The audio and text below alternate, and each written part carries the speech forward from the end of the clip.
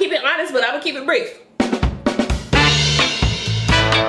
Welcome back to my channel. My name is Nikki, and I'm so glad that you decided to come over to the glamorous side of things. And today I'm gonna be unboxing some new fragrances, blind smelling some things that I've never smelled before, and I will be covering niche perfumes, indie perfumes, and some new Arab perfume releases. So if you are interested, let's get into it. So the first perfume was sent over to me by Intense Oud. Thank you, Intense Oud. This is Cleopatra by Hamidi. And can I just say, this box, baby. One thing about the Arab perfume houses that they get right is the presentation. I mean, a little commotion for the presentation. A little commotion for the bottle.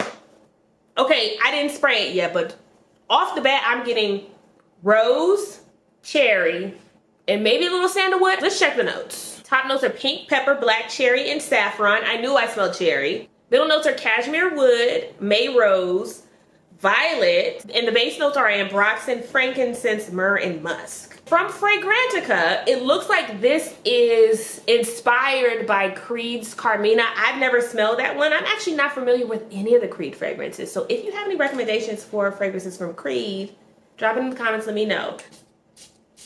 Ooh, you see that atomizer?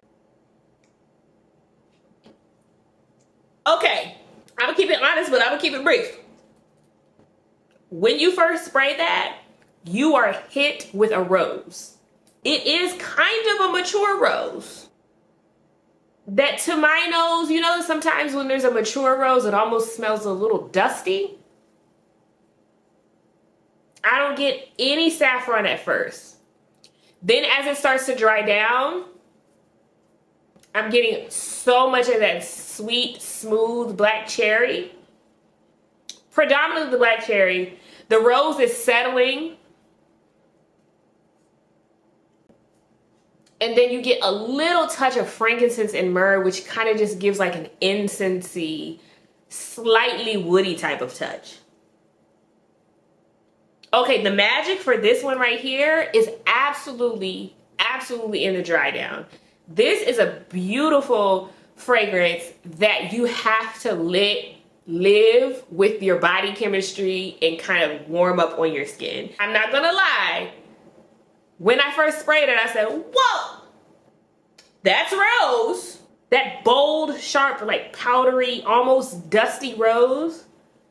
Very quickly it's taken over by that beautiful sweetness of the black cherry and that air spun sugary quality that saffron tends to give things.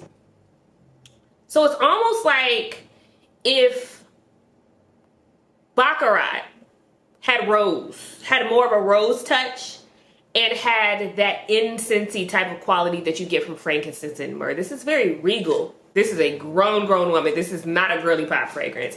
If you are interested in this fragrance, I would highly recommend that you check out Intense Oud.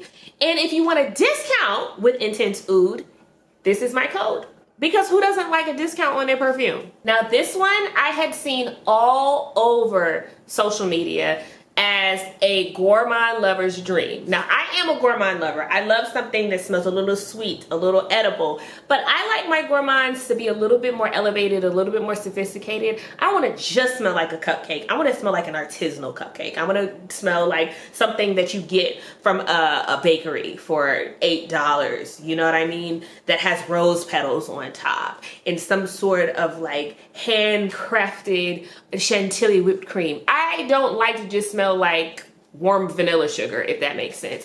I kept seeing recommendations for Empire Victor by Kadlaj. Now y'all know I love Kadlaj. I think that they take their time with their fragrances, and I find that even though it is an Arabian fragrance house, they don't take forever for you to get to the fragrance. You don't have to wait for them to macerate. They already come together. This one is Empire Victor. This has bergamot, jasmine, caramel, and then it also has a little bit of lemon in there and some vanilla. I've heard it's giving lemon pound cake vibes. So shall we see? Presentation, again, 10 out of 10 for the presentation. A little commotion for the bottle. This is beautiful. This is almost like Lyra by Xerjoff meets Bianco Latte. It's a little bit more complex than a Bianco Latte. And it's a little bit more simplified than something like a Lyra that has a blood orange and a licorice note and a lavender note. This is beautiful. A little bit of sweetness to it, but it's also a little zingy, a little zesty. But I was talking about when I say artisanal cupcake, right? This is like, imagine a lemon cupcake with vanilla bean frosting on top and some lemon zest along with some jasmine petals. So you get a slightly floral touch with the jasmine and the bergamot in this, and 10 out of 10, this is gorgeous. If you know you like Lyra, if you know you like Bianco Latte, if you know you like Dolce & Gabbana Devotion or Devotion Intense or Acro Bake, if you know you like those lemony, citrusy gourmands, you could blind buy this and be completely pleased with it. And this has been like the vanilla of the last couple of months. This is Lattafas Angam. Angam means melody or something like that. I always like to look up what the translation of the Arabic words are, the names of the perfumes, because I like to know what I'm putting on myself. I'm not putting a perfume that has a crazy name on my body. I just don't like to set my intentions that way. You can call me woo-woo all you want. It's like a piano key. I think that this bottle is gorgeous. So this one is supposed to be inspired by Burberry Goddess. Now we're gonna smell this together. I'm gonna tell you first, I'm not particularly fond of Burberry Goddess. I know, don't fight me. I know how you like to tussle. I don't really like that one. There's something about that lavender and that ginger in it that literally just makes me go, what you said? I said it makes me go, I think it smells nice on other people. When I put it on me, I just get. The top notes for this one are ginger, mandarin, and pink pepper. Middle notes are praline, lavender, cacao, and jasmine. And the base notes are amber, vanilla, and musk. Okay, I understand the hype. The vanilla in this one is creamier and sweeter.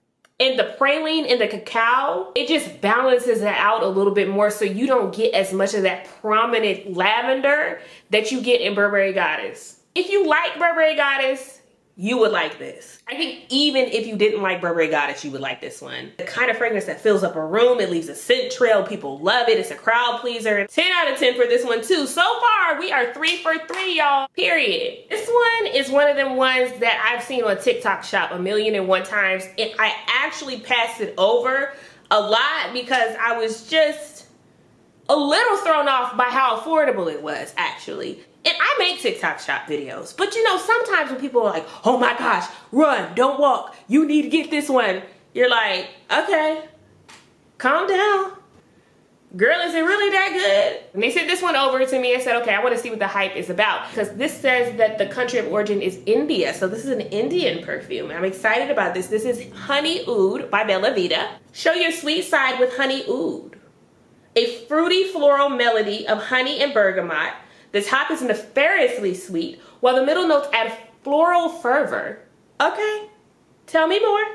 The base of oud and vanilla is all you need to confidently explore the sweeter facets of life. I know that's right. That's cute, but what does this smell like though? Oh, I can smell that before I even sprayed it. Oh my goodness, hold on. Okay, y'all, maybe they are not exaggerating. That is yummy. There's something a little spicy in there. Imagine if you went to the incense shop and you bought an incense that was called Honey Oud. So you get that sweet, woody, resinous type of feeling from the oud,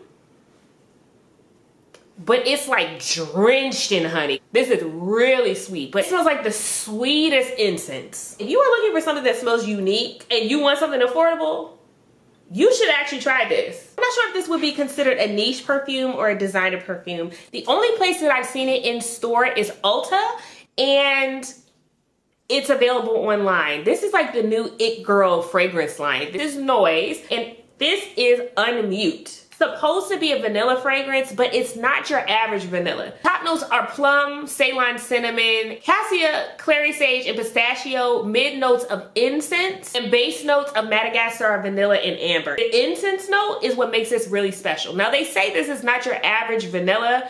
I almost wouldn't consider it to be a vanilla at all because it's so spicy with that cinnamon and that incense. It's like a little bit smoky, a little bit spicy. Then you get that herbal quality from the clary sage and something a little bit nutty from the pistachio. And then just a touch of sweetness from that plum, the Madagascar vanilla, and the amber. I would almost call it more of an incensey amber type of scent. Y'all remember like the indie sleeves, Tumblr era, everybody's wearing Jeffrey Campbell Litas, beat up tights that have a little bit of holes in them. It reminds me of my days spent in my early 20s frolicking around Soho, listening to SZA before SZA was SZA. You know? Because this is like a cool girl fragrance. Anytime I want to just smell a little edgier, this is the one that I have reached for. So I thought that it was worth mentioning.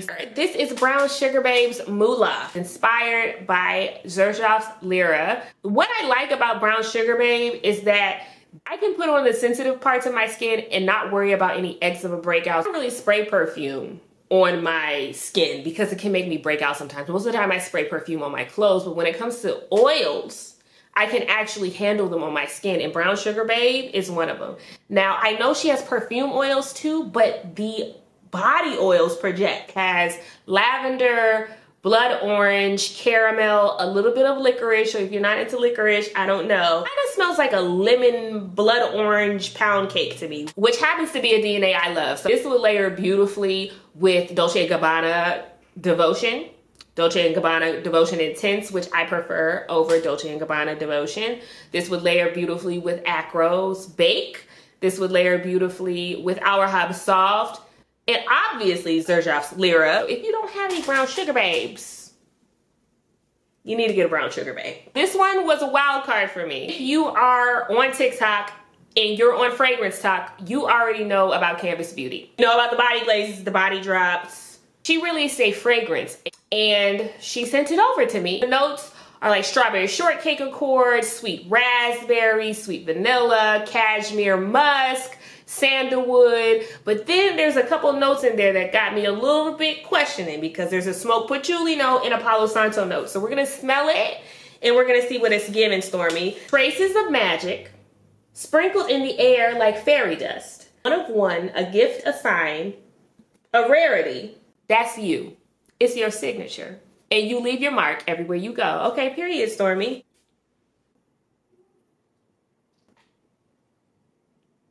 I don't know what I'm smelling. This one needs a moment to dry down. I'm not gonna lie, if you don't like patchouli, this one is smoked, boo. You may not enjoy a smoked patchouli on top of patchouli. But as it dries down, this is gorgeous. Get more of the Palo Santo and the smoked patchouli than anything. I don't smell any of that strawberry shortcake accord.